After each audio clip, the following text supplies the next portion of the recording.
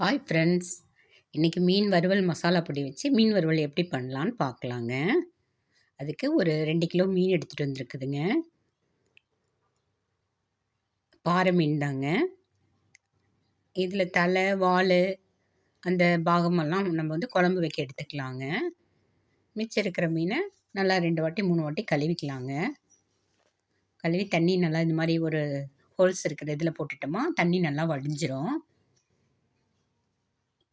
இது எங்களோட வீட்டு மசால் தாங்க. நாங்களே தயார் பண்ணுறது, ஹோம்மேடு. இதில் ஒரு 75 கிராம் எடுத்துக்கலாங்க. ஒரு அரை எலுமிச்சப்பழம் எடுத்துக்கலாங்க. இப்போ லெமன் மட்டும் இதில் புழிஞ்சு விட்ருக்குறோம் பாத்திரத்தில். இதில் பாதி மசால் கொட்டிக்கலாங்க. கொஞ்சமாக தண்ணி விட்டுக்கலாங்க.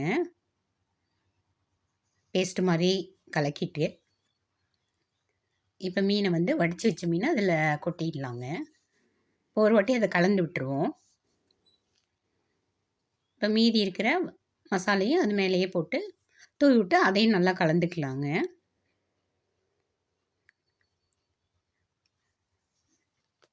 கலந்துட்டு ஒரு அரை மணி நேரம் இல்லைனா 1 மணி நேரம் கழித்து நம்ம பொரித்து எடுத்துக்கலாங்க. வேறு எந்த வேலையுமே கிடையாது. ரொம்ப டேஸ்ட்டாக இருக்குங்க.